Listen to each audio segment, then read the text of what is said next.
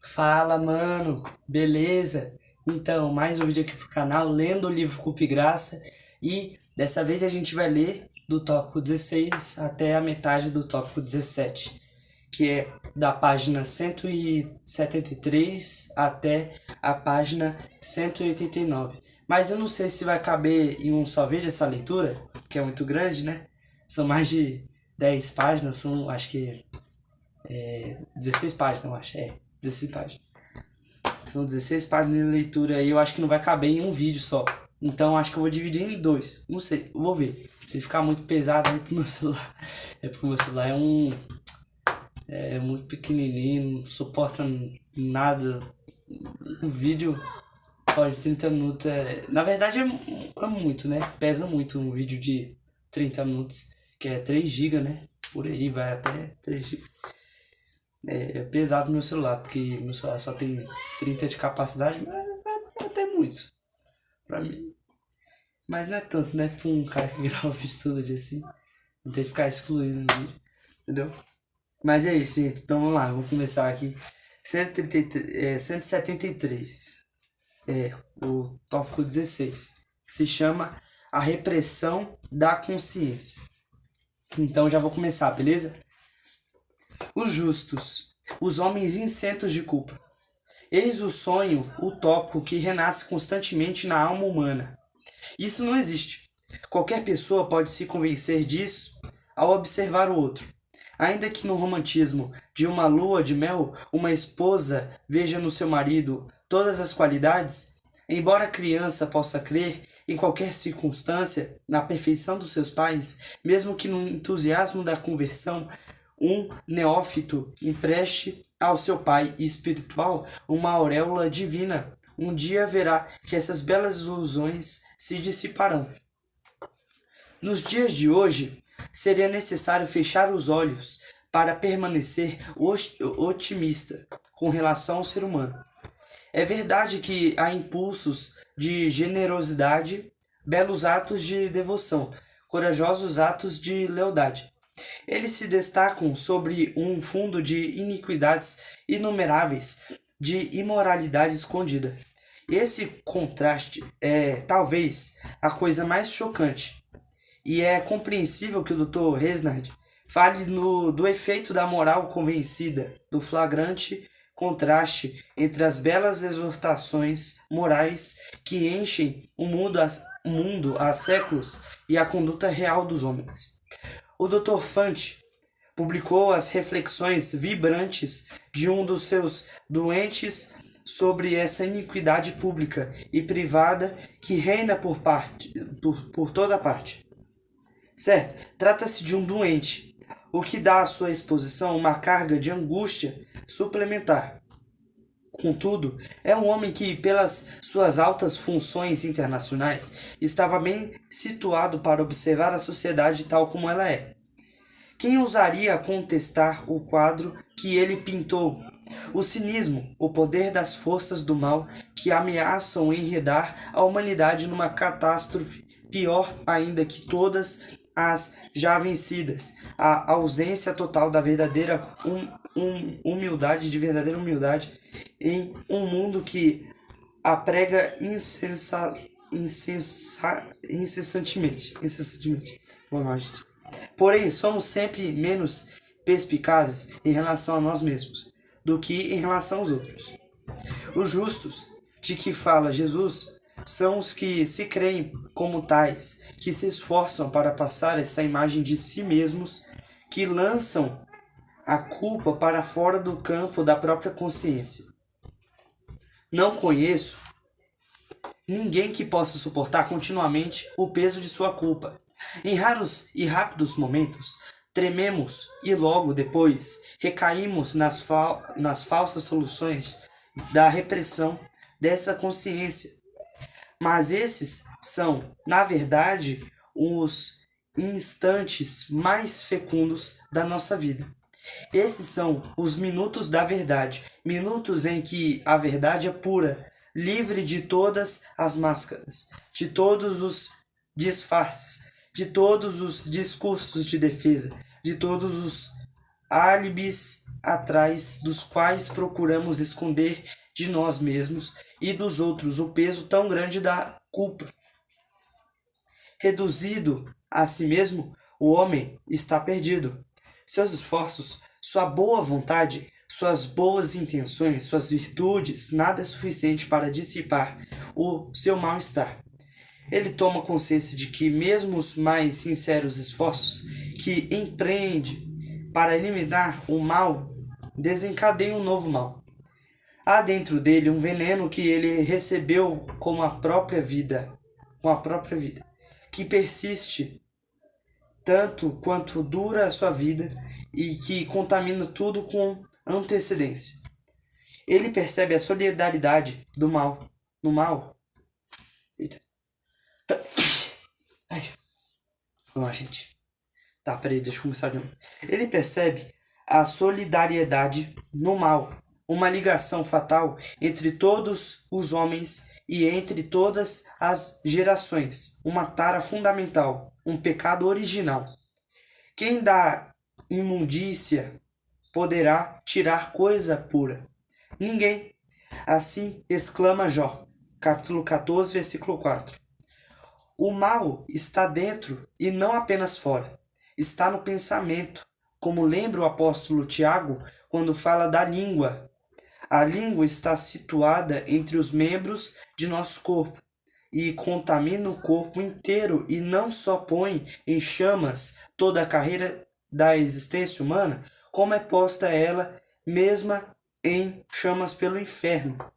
Tiago, capítulo 3, versículo 6. Não há nenhum justo. Todos os homens são culpados, todos sabem disso e o sentem mais ou menos claramente. A culpa não é uma invenção da Bíblia ou da Igreja. Ela é uma presença universal na alma humana. A psicologia moderna confirma sem reservas o dogma cristão.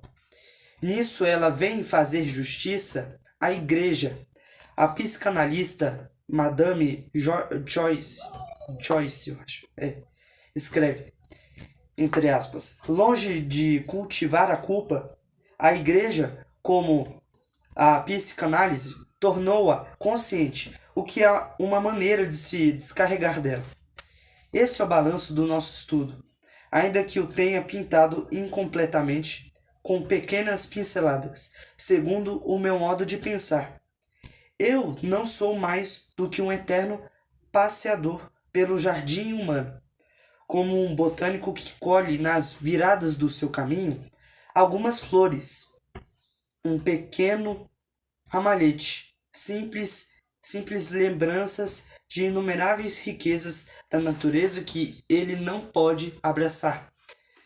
Um espírito mais sistemático que o meu demonstraria como mais rigor essa universalidade da culpa, esse peso inexorável que pesa sobre todos os homens. O peso dessa culpa é tão intolerável que todos os homens apresentam esse reflexo da autojustificação que a psicologia moderna descreve sob o termo científico de repressão da consciência, que quer dizer reprimir a culpa até a inconsciência, fora do campo da consciência. O evangelista nos diz que quando Jesus pronunciou a parábola do fariseu e do publicano, ele propôs também esta parábola e algumas que confiaram em si mesmos que se considerarem justos. Lucas capítulo 18, versículo 9. Há outras passagens quanto a isso. O homem perverso mostra dureza no seu rosto. Provérbios capítulo 21, versículo 29. Tá, entre aspas. Todo o caminho do homem é reto aos seus próprios olhos. Provérbios capítulo 21, versículo 2. Entre aspas. Tal o caminho da mulher adúltera. Come e limpa a boca e diz: não cometi maldade. Provérbios capítulo 30, versículo 20. Pense em quantas coisas falamos pronunciadas frequentemente de maneira hábil e discreta, que não tem outra finalidade senão a de justificar-nos das críticas que possamos fazer. Até mesmo uma citação bíblica pode servir para isso. Numa carta, um pastor apresentou-me, com toda a boa fé, uma completa justificação teológica para o adultério. O marido que está enganado à esposa lhe diz, para tranquilizar a sua própria consciência: é vantajoso para você permitir que eu faça isso, porque você me perdoando, eu me torno bem mais gentil com você. Eu me torno bem mais gentil com você. Num processo de divórcio, quando marido e mulher lutam selvagemente pela guarda das crianças, o fazem porque isso poderá servir-lhes como um certificado de inocência. Assim todo homem se enrijece, se endurece para encobrir a sua culpa. O estranho paradoxo que todas as páginas dos evangelhos nos mostram e nós podemos comprovar todos os dias é que o obstáculo à graça não é a culpa, como pretende o moralismo, mas sim a repressão da culpa, a autojustificação, a autojustiça, o virtuosismo. O homem está lá no meu consultório. A conversa é difícil sem vida opressiva. Eu surpreendo-me a dar uma olhada no relógio, o que colocará fim à conversa. Sinto-me absolutamente impotente. Esse homem está satisfeito consigo mesmo, goza de uma boa saúde e não se recrimina de nada. Bem, ao contrário, outro dia um doente que se enche de recriminações. Essa consciência de culpa é um fator claramente patológico. Portanto, tudo de que ele se acusa são faltas que todos nós, incluindo eu mesmo, cometemos. Então, uma pergunta vem me inquietar. Será que a saúde tem por prêmio certo recalque de culpa? Será que nós não ficaríamos todos deprimidos se certa superficialidade, certa negligência não contribuísse tanto quanto a graça para nos consolar? Não encontro resposta para isso.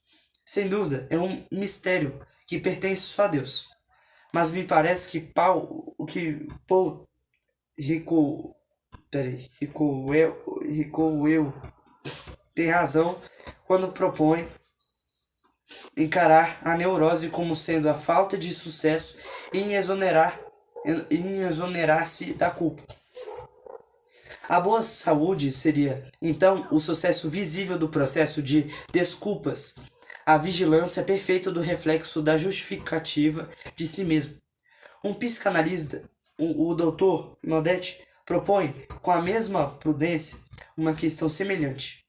O sentido de pecado, como a conquista das virtudes, pressupõe certa inquietude espiritual. A neurose perverte a consciência do pecado, acrescentando à inquietação sadia uma angústia doentia.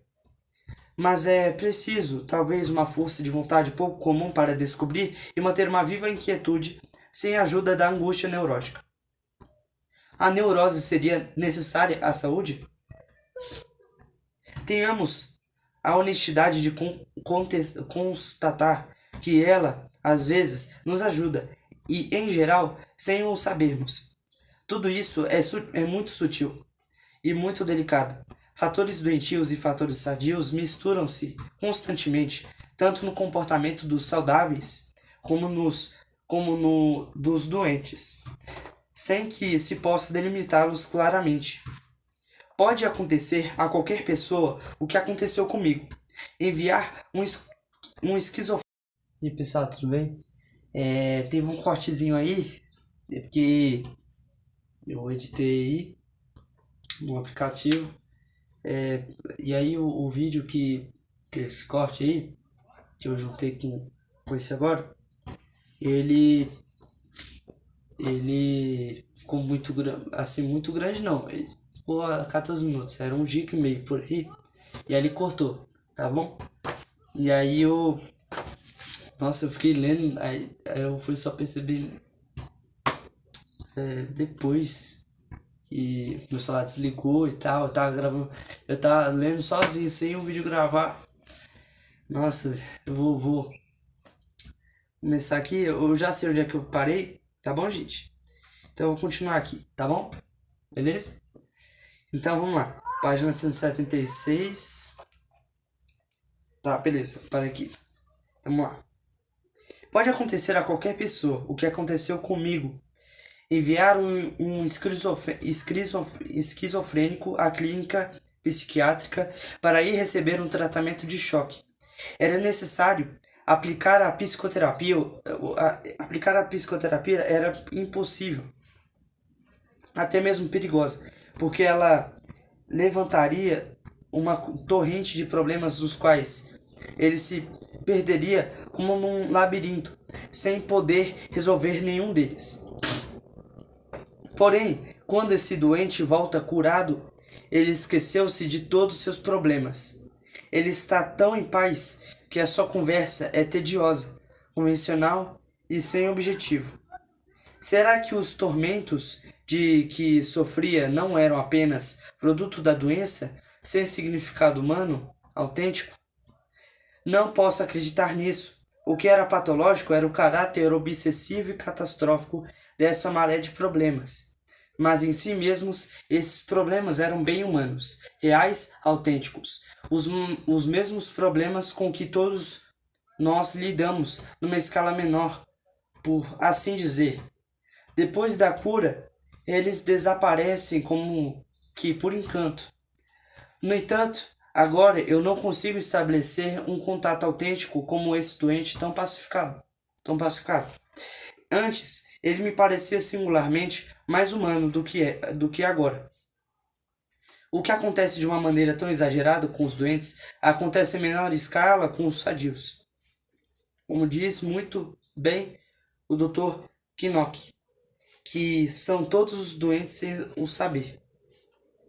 Pelo menos certa dose de inquietude, exatamente a mesma inquietude que devemos combater quando toma graves proporções em doentes, parece indispensável a toda experiência humana, a toda evolução viva, a toda descoberta da graça.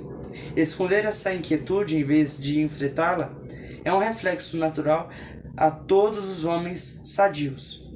Falsa solução, principalmente porque, como todos sabem hoje em dia, um sentimento reprimido para o inconsciente é bem mais nocivo do que quando ele era consciente. Contudo, é um reflexo universal tão velho quanto o mundo, que consiste especificamente em descarregar ou projetar a culpa sobre outros.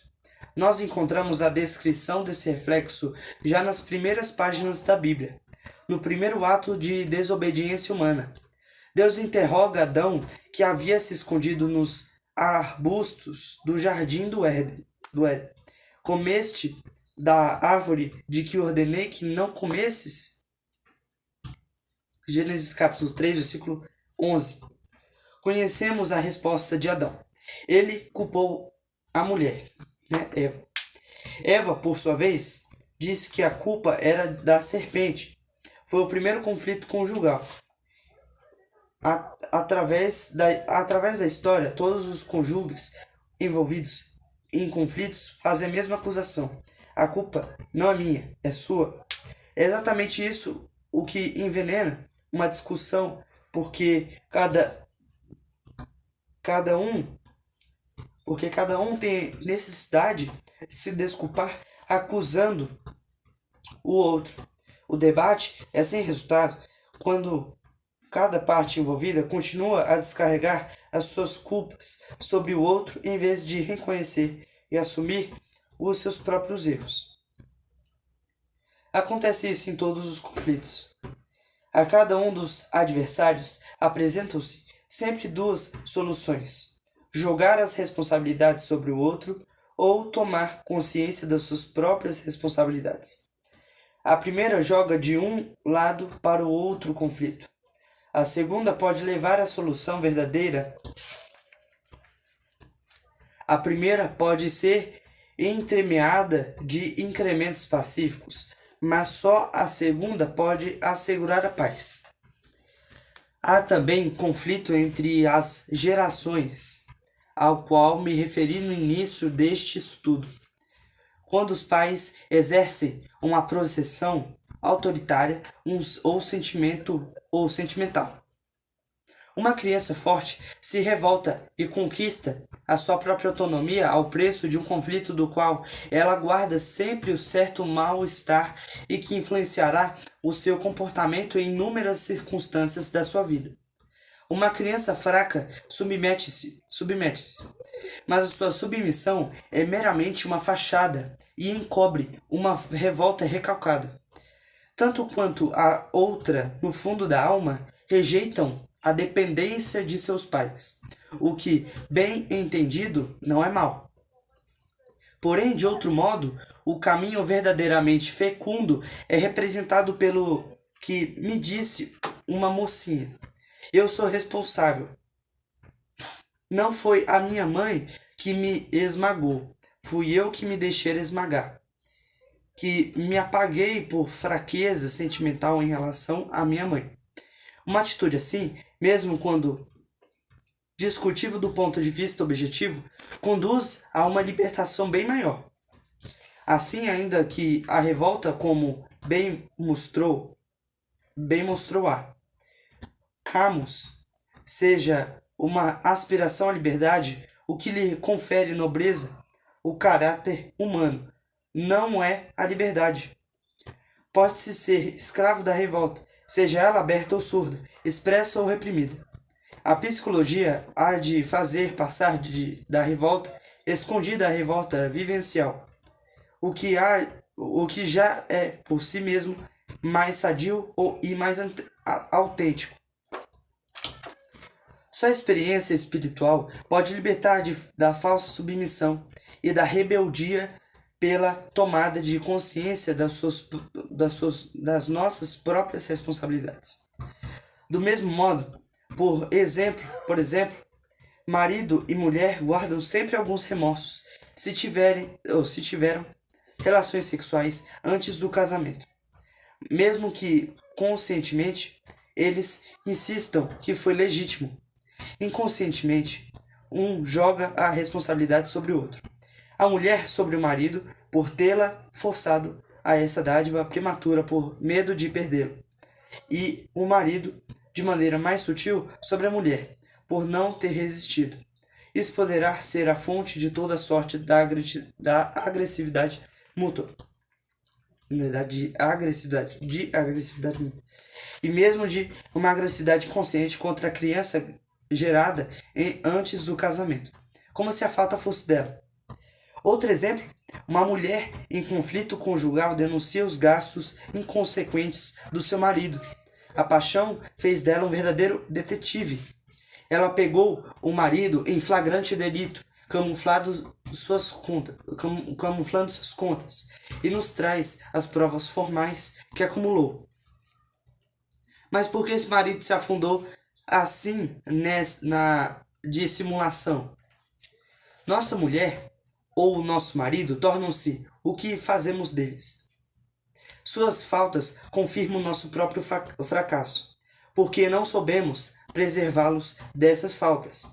É exatamente para se libertar desse obscuro sentimento de culpa que essa mulher proclama, em termos vitoriosos, essas provas das falsas do seu marido. Ela sente a mais viva necessidade de demonstrar que não foi por sua culpa que o casamento não deu certo. Essa é também a palavra que brota espontaneamente da boca das crianças quando o pai intervém numa briga. Cada uma grita: a culpa não é minha. Nesse campo, todos nós permanecemos crianças durante toda a nossa vida. E o nosso primeiro impulso é dar sempre a mesma desculpa. A culpa não é minha. Assim, esse mecanismo psicológico se reproduz ao infinito em todas as sociedades, em todas as empresas, em todos os grupos sociais e entre as nações. Em todos os países, o serviço de espionagem é chamado serviço de contra-espionagem. O recurso às armas é sempre considerado como um ato de legítima defesa. Mesmo os cristãos são incapazes de resolver esse dilema e sentem-se presos entre duas culpas: a de aprender a matar, se são soldados, e a de trair o país que garante a sua segurança, caso neguem-se a matar. Se há no mundo tantas paixões desencadeadas, tantas acusações implacáveis e sinceras contra os outros, e que agravam sem cessar os conflitos, entre os homens, é porque todos carregam em si sentimentos de culpa, dos quais eles têm uma necessidade imperiosa de se defender, julgando as responsabilidades sobre outrem. O gosto pelo escândalo e pela fofoca responde por essa necessidade de sentir-se menos só com a sua própria culpa reprimida, enfatizando a dos outros. Isso acontece numa escala universal e encontra-se nos detalhes da sua vida cotidiana. Descontente conosco mesmo, queixamo-nos dos outros. Antigamente jogava-se nos salões o jogo do anel.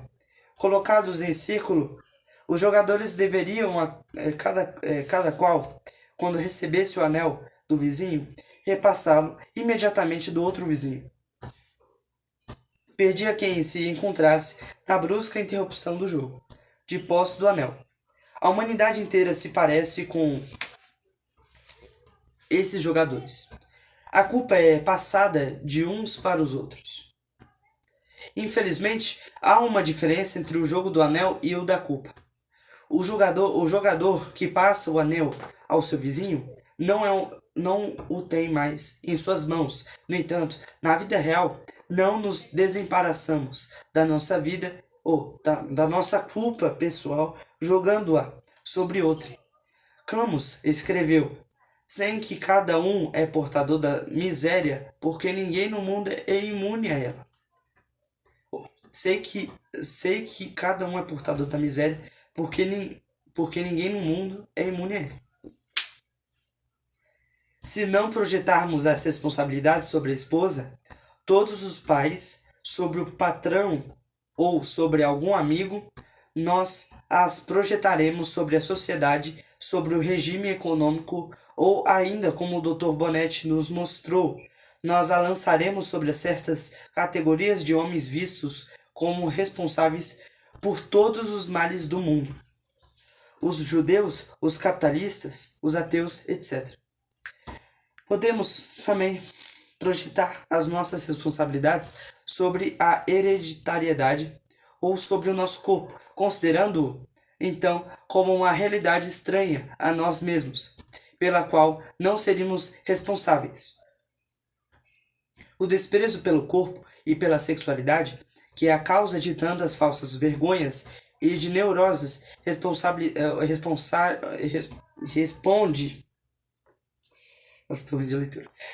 a essa necessidade de nos livrar da responsabilidade pessoal. O desenvolvimento dos seguros responde também a essa necessidade de descarga de responsabilidade.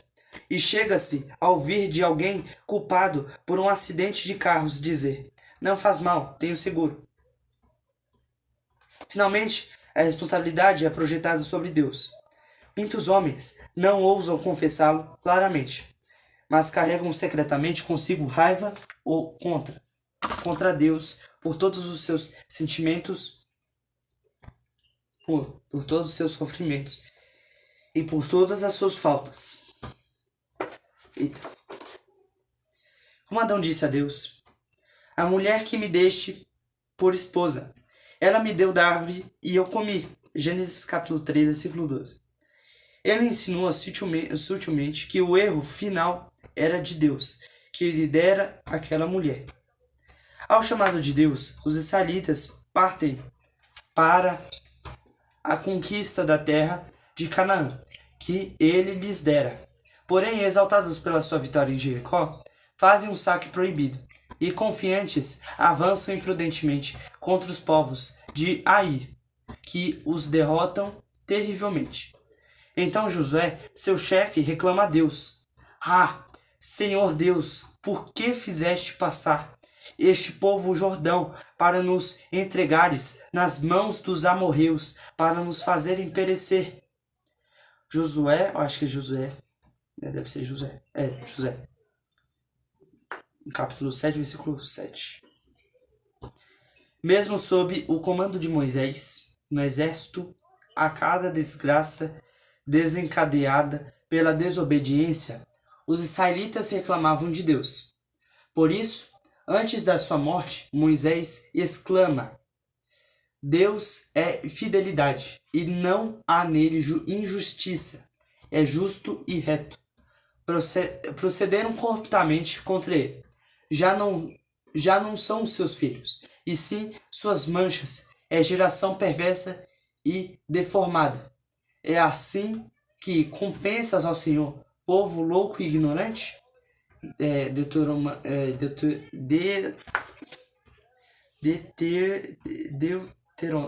acho que Deuteronômio, capítulo 32, versículo 4 ao 6. Acho que é Deuteronômio. Pronto, vai ser. No entanto, sempre fico feliz quando alguém ousa contar-me as suas queixas. Tá, 17 minutos de vídeo, tá. Peraí, deixa eu repetir aqui, me atrapalhei, foi mal, gente, desculpa. No entanto, sempre fico feliz quando alguém ousa contar-me suas queixas contra Deus. Frequentemente há um homem que se diz incrédulo, porque ele acredita que há muito mal no mundo para se possa crer em Deus. Ou não existe Deus, ou Deus não é todo-poderoso, nem justo, nem bom. Diz ele. Na realidade, esse homem me parece render honra a Deus melhor que muitos fiéis, que se acomodam muito facilmente ao drama humano. Ele leva a sério todo o poderio e a santidade de Deus. Ele testemunha também diretamente da delicadeza da sua consciência, do seu próprio sentimento de culpa, porque sente necessidade de jogá-lo sobre Deus. Sem o saber, esse homem reúne aos crentes mais autênticos. Eis que são estes os ímpios e sempre tranquilos. Aumentam suas riquezas. Com efeito, inutilmente, conservei puro o coração e lavei as mãos na inocência. Exclama o salmista. E acrescenta: em só refletir para compreender isso, achei muito pesada tarefa para mim. Salomão, não existe livro de Salomão, meu Deus do céu, eu sou burro demais. Existe? Tá vendo que eu sou burro? Então, acho que é Salmos. Não existe Salmão, velho. Não existe. Agora que não existe. Até porque tá SL. Parece é Salmos. Salmos, capítulo 73, versículo 12 ao 13 e 16. Tá. E natural ao homem jogar a sua culpa sobre alguém e sobre Deus. Mas ele não se liberta da culpa dessa maneira. A revolta contra outrem e contra Deus, que resulta disso, torna-se uma fonte de novos impulsos para o mal e, por consequência, para novas culpas. Então, termino aqui. O 16º tópico. E agora eu vou começar o 17º. Agora, tem tempo, gente. Beleza? Então, vou juntar os vídeos lá que o vídeo lá que eu cortou, né? Por causa do meu armazenamento do meu celular. Eu vou juntar lá no aplicativo e eu vou gravar até metade do 17º. O despertador, que se chama o Despertador da Culpa. O 17º. Despertador da Culpa. Então vamos lá. 183 até 189, beleza, gente? Vamos lá. O recalque da consciência, o reflexo da autojustificação e o fato de julgar a sua própria culpa sobre alguém são fáceis soluções para o problema da culpa. constituem uma tentativa natural e automática de cura, mas não resolvem nada, e por causa do fortalecimento da autojustiça, formam até mesmo um obstáculo para a verdadeira solução. A única verdadeira solução, tanto do ponto de vista psicológico quanto à luz da Bíblia, é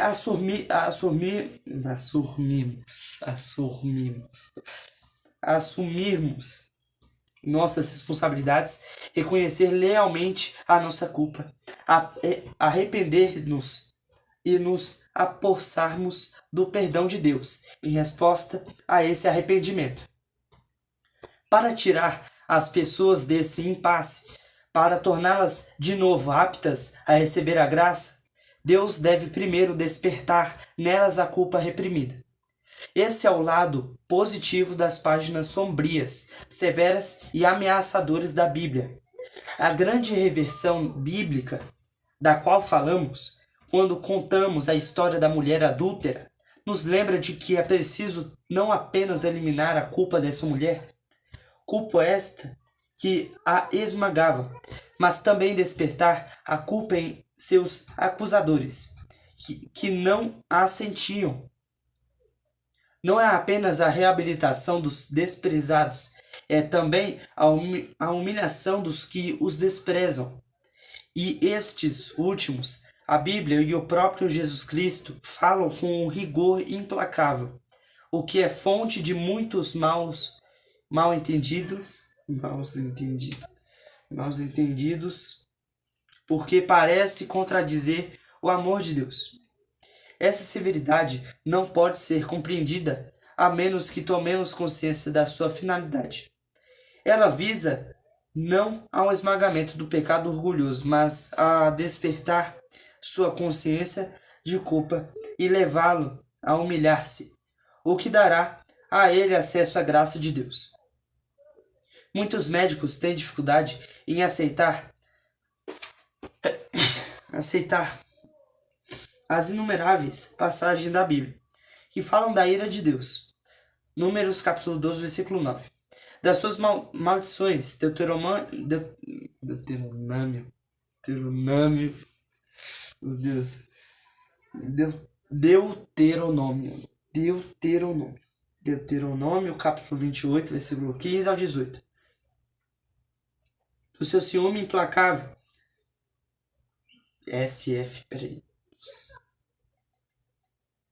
Peraí, deixa eu olhar aqui. Deixa eu ir no índice da Bíblia aqui. Tá.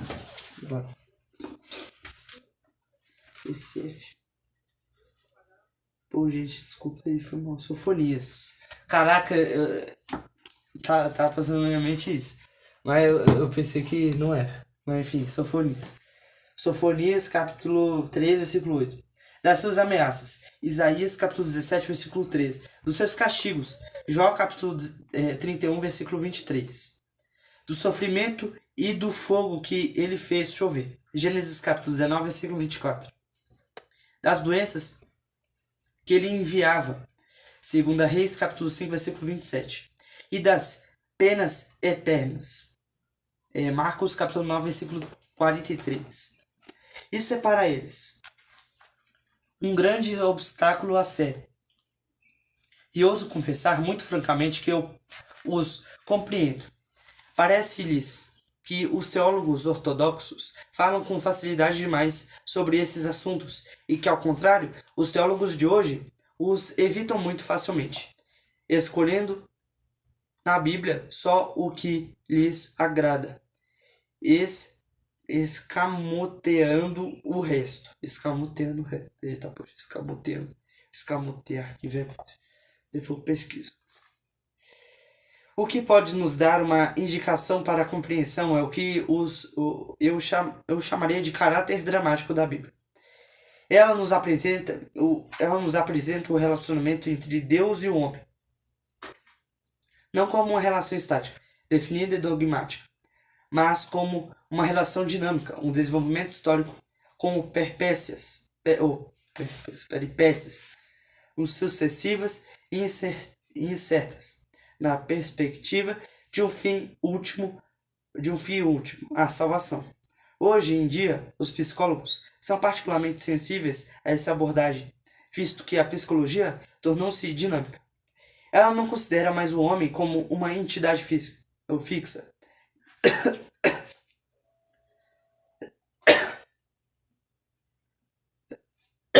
Desculpa.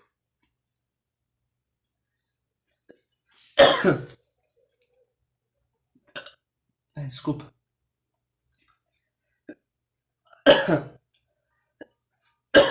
Caraca. Para não, é. Oxi. Essa situação atrapalha, velho. Cadê? Onde eu parei, velho? Tá, elas. Tá, beleza. Está definindo mais coisas. Tá, beleza. Ela não considera mais o homem como uma entidade fixa, mas enfoca o que ele será, o seu desenvolvimento e o jogo dramático das forças que se manifestam nele. Isso é semelhante à posição bíblica. Ela situa o ser humano não no mundo abstrato das essências, mas na história. O Deus da Bíblia é o Deus que entra na história, que age, fala e combate.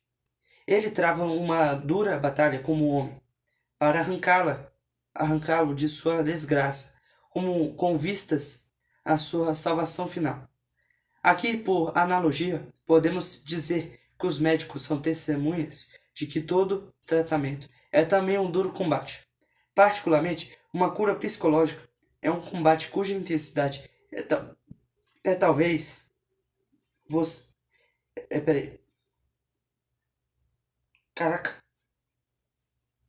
Caraca, me perdi totalmente aqui, peraí. Nossa, ai. Caraca. Desculpa, gente. Tava aqui minha leitura. Tá, eu acho que eu parei aqui, ó. Tá, vou ler de novo aqui.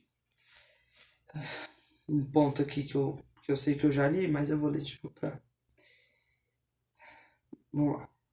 Ele trava uma dura batalha com o homem para arrancá-lo de sua desgraça, com vistas à sua salvação final.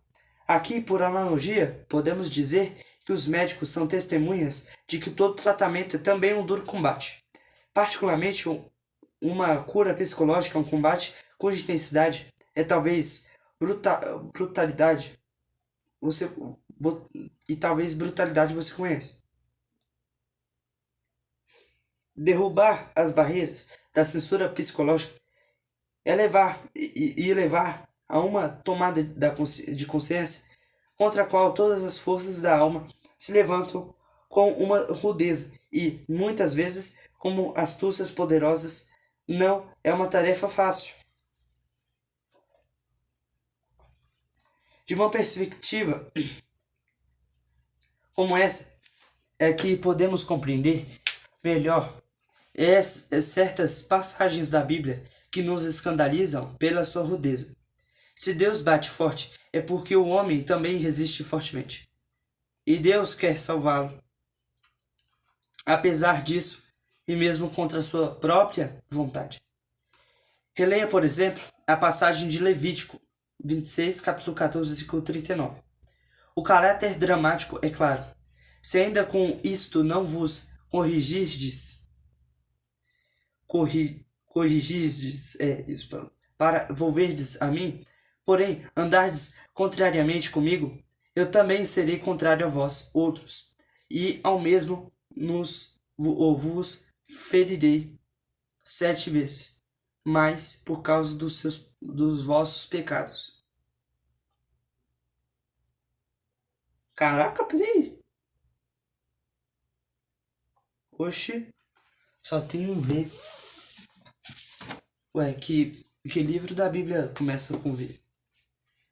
Eu não sei. Peraí, deixa eu ver aqui.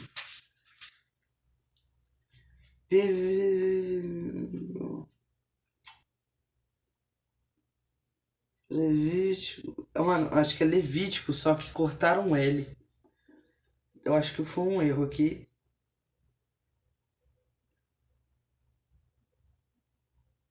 Ué. Levítico. Acho que tem um erro aqui. É um erro. Então, peraí. Então, Levítico, capítulo 23, versículo 24. Eu acho que... Vou ver. Vou ver aqui se é Levítico mesmo. Se for Levítico mesmo, então nem vou ver, conferir na Bíblia aqui. Eu ia conferir se era Levítico mesmo. Vamos lá. Então vamos continuar. Desse modo, a Bíblia descreve a relação entre Deus e o homem como um combate, um conflito no qual Deus age tanto mais fortemente quanto mais o homem se endurece, para arrancá-lo desse endurecimento perverso. Esse é o sentido de todas as violentas pregações dos profetas que comparam frequentemente o diálogo entre Deus e o seu povo com um conflito que surge entre o marido e a esposa que lhe é infiel. Eita. Êxodo. Ai, tá. Acho que tá tendo uns erros aqui, gente. Acho que é eu, gente. Poxa. Peraí. Tem um P ponto. Aí tem um E X.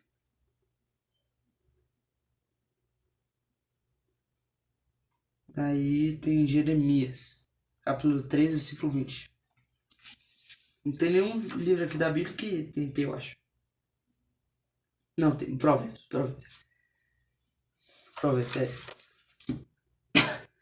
Mas tá o P minúsculo. Se fosse Provérbios, acho que seria PR. Não seria?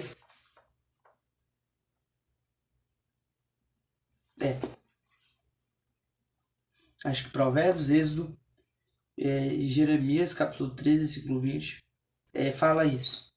Eu acho, Aí fica entre parênteses. Então vamos lá, vou continuar. Nossa, tá. Eu acho que tá. Eu já fui 2 erros, eu acho. Aqui. Ou não, né?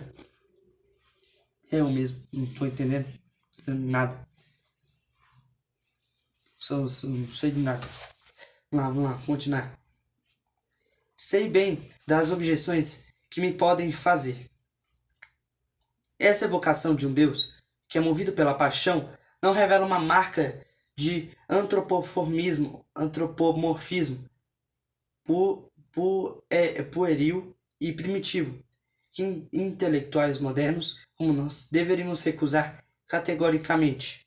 Certo, algumas expressões bíblicas podem nos fazer sorrir. Veja um exemplo dado por H. Michaldi. Os escritores bíblicos haviam observado que os encolerizou.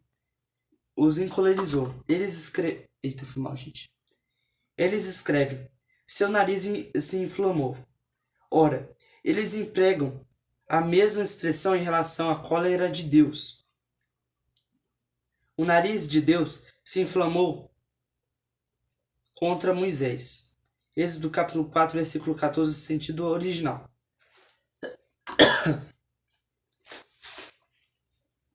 Desculpa, gente. Naturalmente, não devemos tomar ao pé da letra essas descrições tão humanas de Deus. No entanto, devemos ter o cuidado de não rejeitar, junto com a expressão formal e a profunda verdade que ela implica.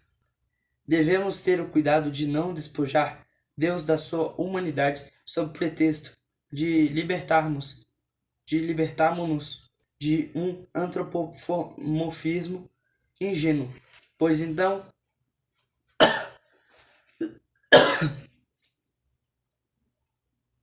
eita, gente. Peraí, calma. Vou melhorar minha leitura, vai estar horrível. Deveríamos ter o cuidado de não despojar Deus da sua humanidade sob o pretexto de libertar-nos de um antropomorfismo ingênuo, pois então não teríamos mais que um Deus glacial, remoto e imutável, na eternidade, estranho à vida, estranho à história, estranho à nossa própria vida, um Deus de filósofos e não o Deus vivo da Bíblia. Um Deus sem sentimentos seria, se ouso dizer, um Deus sem alma, morto, mais morto ainda que o Deus de Nietzsche. Peraí, gente, vou tomar uma aqui. Pronto.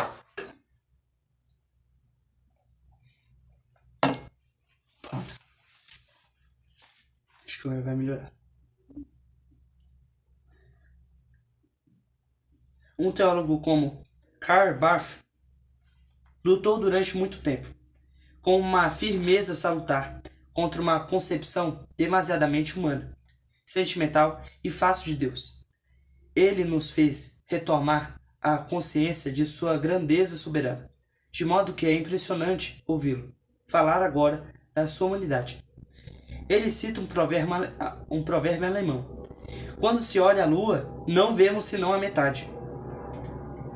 Precisamos tentar ver, talvez, não simultaneamente, mas pelo menos sucessivamente, esses dois aspectos de Deus, sua eternidade e sua atualidade, sua distância e sua proximidade, seus desígnios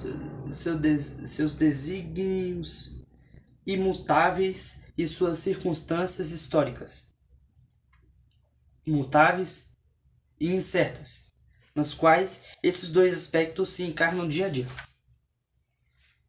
Um Deus sem ira seria também um Deus sem piedade. Ele seria um mero conceito de perfeição e não um Deus que salva, que sofre, que fala e que sente compaixão. Ele não seria o Deus que interpela amorosamente o homem, mas me deste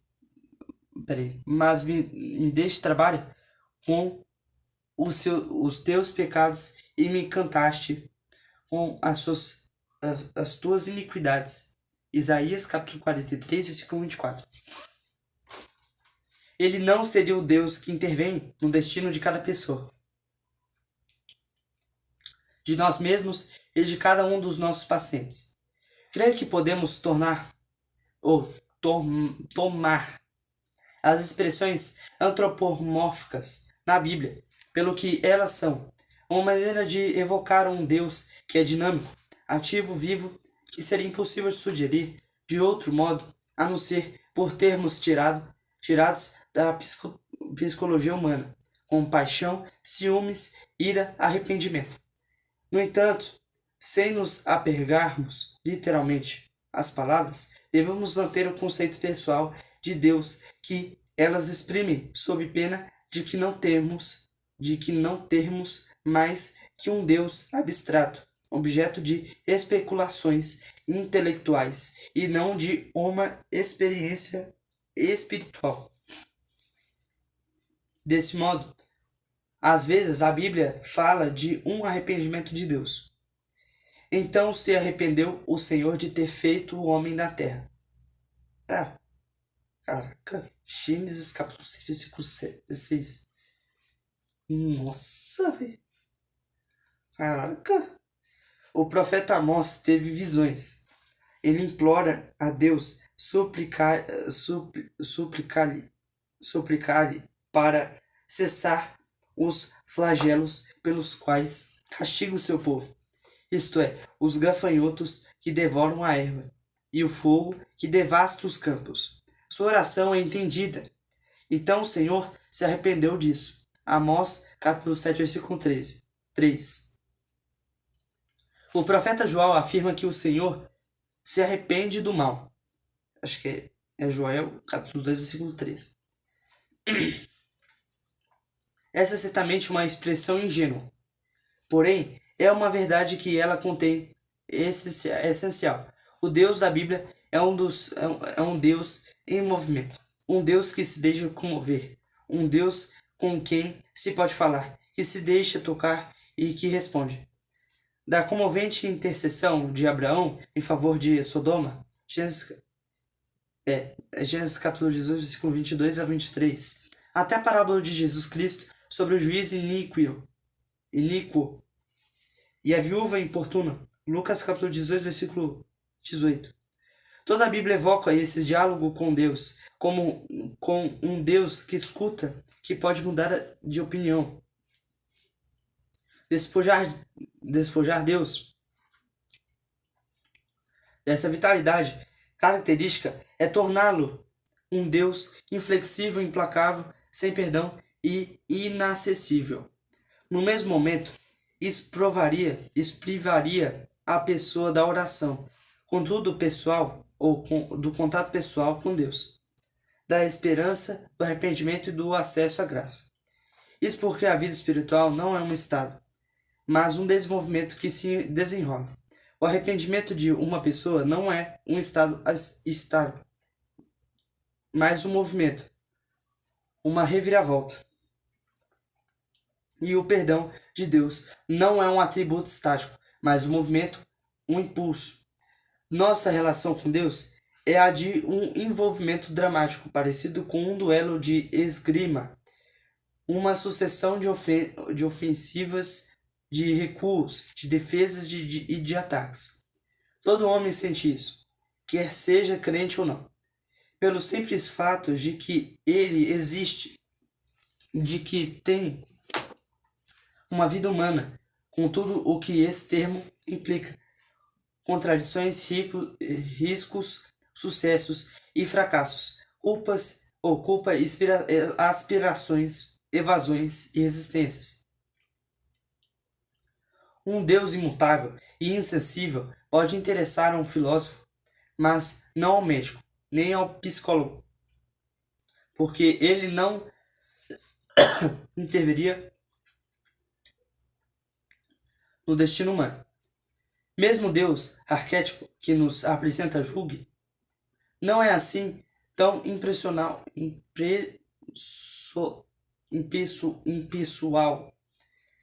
imanente, inerte, como se lhe tem atribuído. É um Deus que age. Se, como um psicólogo, digo que Deus é um arquétipo, quero dizer com isso que ele é um tipo da alma. Um tipo da alma. A palavra tipo vem de tipos, que equivale à impressão, marca. A palavra arquétipo pressupõe uma impressão sobre qualquer coisa. Ao homem... Desculpa, gente. Ao homem esmagado pela consciência da sua culpa, a Bíblia oferece a certeza do seu perdão e da graça. Porém, ao que a nega, ela traz terríveis ameaças para esforçá-lo a revoltar-se para si mesmo. Deus diz: eis que entrarei em juízo contigo, porquanto dizes, não pequei. Jeremias capítulo 2, versículo 35. Jeremias. Tá. Esse flagrante contraste é expresso em muitas passagens bíblicas, como, por exemplo, Provérbios capítulo 3, versículo 34, citado por Tiago. Deus resiste aos soberanos, mas dá graça aos humildes. Tiago capítulo 4, versículo 16. No entanto, a finalidade da operação severidade, se a posso chamar assim, não é o esmagamento do pecado, ou do pecador, mas, pelo contrário, é sua salvação.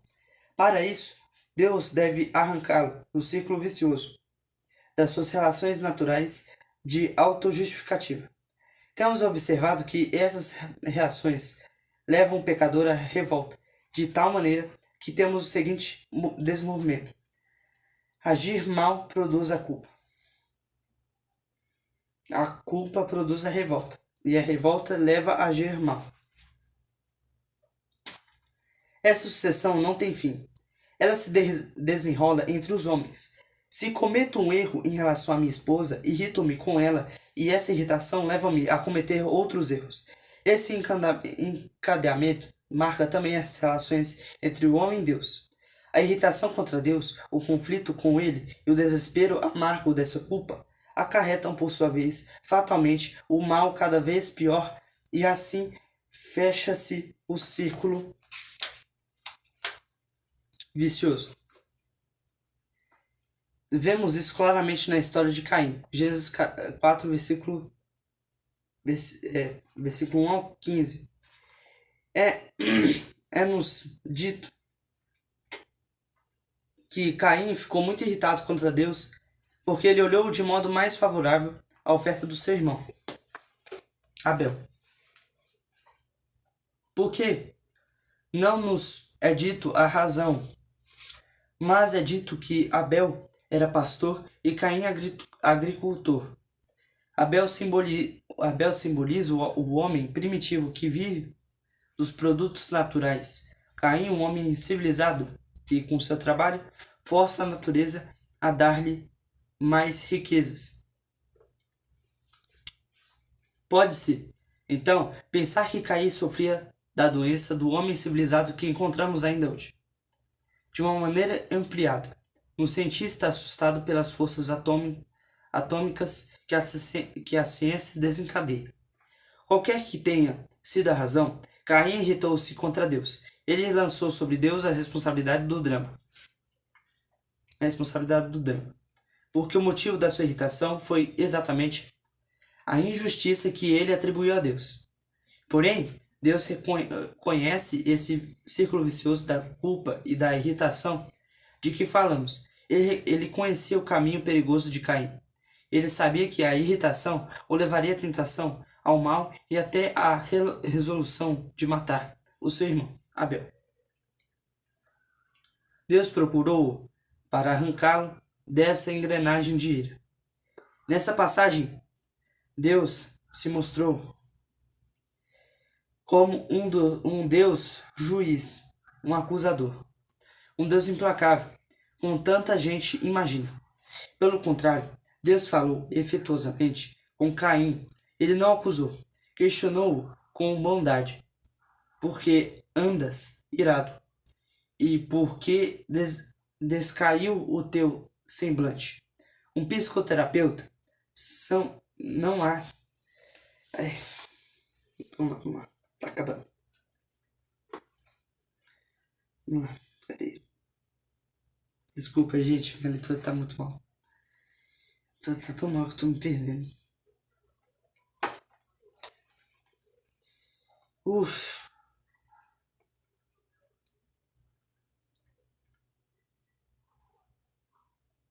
Tá. Um psicoterapeuta não age de outra maneira na presença de um paciente agressivo. Interroga-o para ajudá-lo a ver de modo claro a ele mesmo, porque é olhando para dentro de si mesmo que se escapa dessa tentação de irar-se. Para isso, Deus adverte Caim do perigo. Se todavia procederes mal, eis que o pecado jaz à porta, o seu desejo será contra ti. Deus o convida a tomar consciência da sua própria responsabilidade de dominar a sua consciência, em vez de submeter-se a ele. Vemos com toda a clareza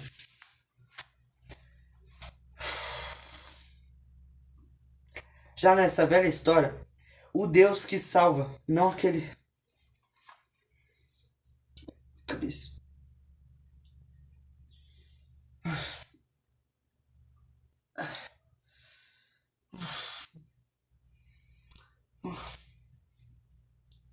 Peraí, gente. Deus o convida a tomar consciência da sua própria responsabilidade de dominar a consciência, em vez de submeter-se a ela.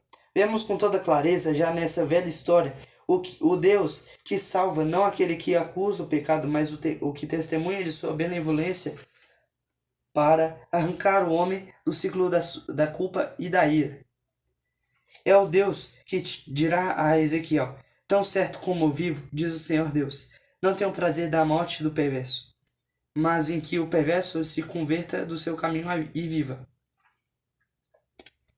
Ezequiel capítulo 33, versículo 11.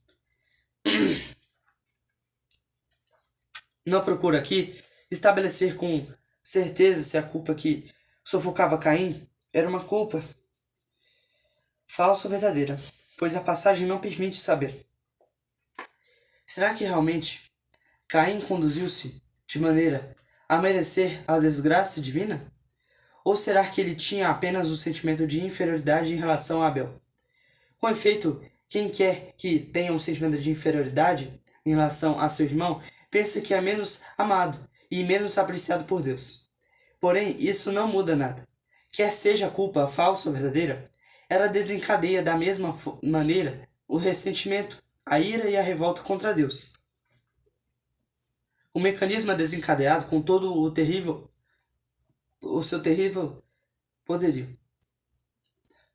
O próprio Deus, a despeito do seu esforço benevolente, é bloqueado por esse desencadeamento passional que fecha os ouvidos de Caim ao seu apelo.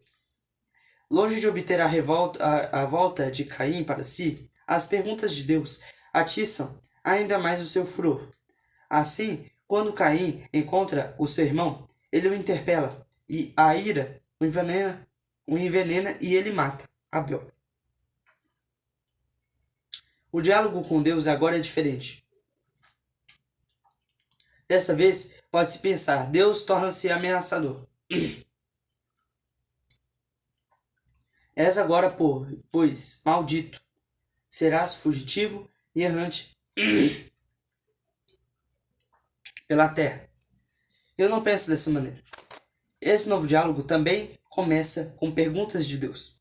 Onde está Abel, teu irmão? Que fizeste? Novamente, perguntas que conclamam Caim a voltar-se para si mesmo. Reconhecer a sua culpa para encontrar graça.